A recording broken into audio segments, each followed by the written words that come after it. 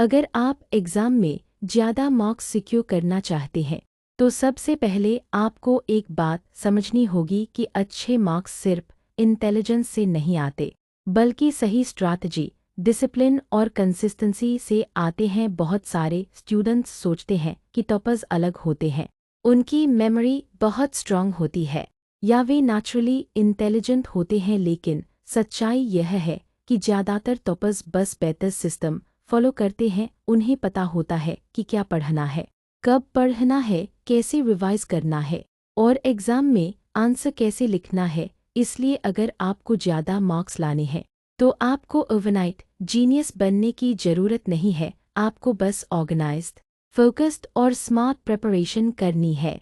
सबसे पहला सीक्रेट है अपनी माइंडसेट बदलना। कभी भी खुद से यह मत कहो कि मैं पढ़ाई में वीक हूँ, मुझे कुछ याद नहीं रहता, मैं अच्छे मार्क्स नहीं ला सकता। ऐसी नेगेटिव बातें धीरे धीरे आपके कॉन्फिडेंस को खत्म कर देती हैं। हमारा माइंड वही मानने लगता है जो हम उसे बार बार बताते हैं। अगर आप रोज बोलोगे कि तुम वीक हो तो माइंड भी उसी तरह बिहेव करेगा। इसलिए आज से अपने आप से रोज बोलो, मैं इम्प्रूव कर सकता हूँ, मैं अच्छे से समझ सकता हूँ, मैं ज़्यादा मार्क्स ला सकता हूँ, मैं हर दिन बेहतर बन रहा हूँ।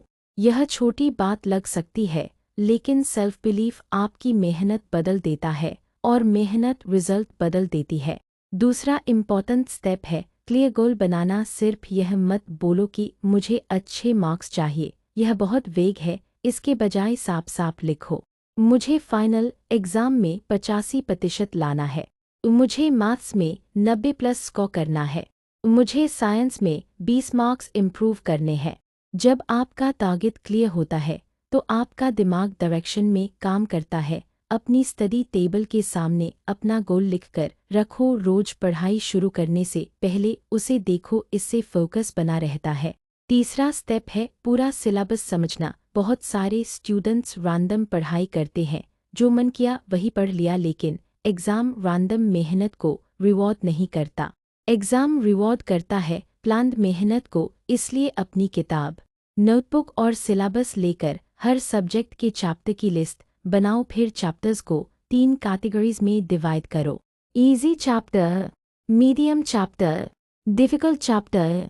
इससे आपकी प्रिपरेशन स्मार्ट हो जाएगी। इजी चैप्टर्स कॉन्फिडेंस बढ़ाते हैं, मीडियम चैप्टर्स कवरेज बढ़ाते हैं और डिफ़िकल्ट चैप्टर्स पर एक्स्ट्रा टाइम देना पड़ता है।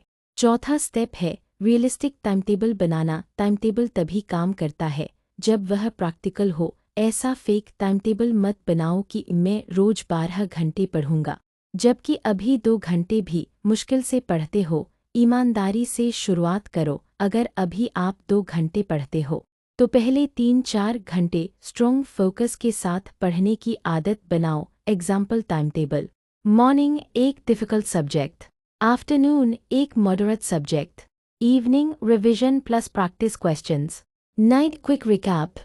हमेशा याद रखो, कम समय की डीप स्टडी ज़्यादा समय की डिस्ट्रैक्टेड स्टडी से बेहतर होती है। 45 मिनट्स का फोकस स्टडी सेशन 3 घंटे मोबाइल के साथ बैठने से 1000 गुना बेहतर है।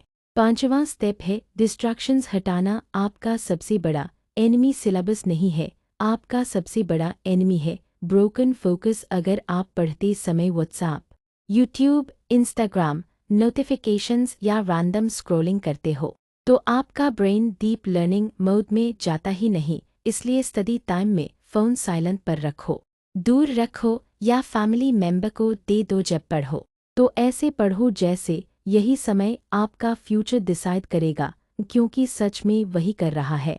छठा स्टेप है एक्टिव स्टडी करना, पासिव नहीं। पासिव स्टडी मतलब सिर्फ पढ़ना, अंडरलाइन करना, हाईलाइट करना। एक्टिव स्टडी मतलब पढ़ना और समझना, अपने शब्दों में शॉर्ट नोट्स बनाना, क्वेश्चंस सॉल्व करना, खुद को टॉपिक समझाना, बुक बंद करके रिकॉल करना। अगर आप सिर्फ पढ़ते हो तो आपको लगता है कि चैप्टर आ गया, लेकिन एग्ज़ाम हॉल में आंसर याद नहीं आता। क्यों? क्योंकि देखकर पहचानना, रिकग्निशन, और बिना देखे याद करना, रिकॉल अलग चीज़ें हैं। एग्ज़ाम में मार्क्स रिकॉल से मिलते हैं, एक और बड़ा सीक्रेट है शॉर्टकट्स के पीछे भागने से पहले बेस स्ट्रॉन्ग करना। कई स्टूडेंट्स हमेशा important questions, last minute notes, suggestions, exam hacks ढूंढते रहते हैं। ये सब यूज़फुल है, लेकिन तभी जब आपकी बेसिक प्रिपरेशन हो।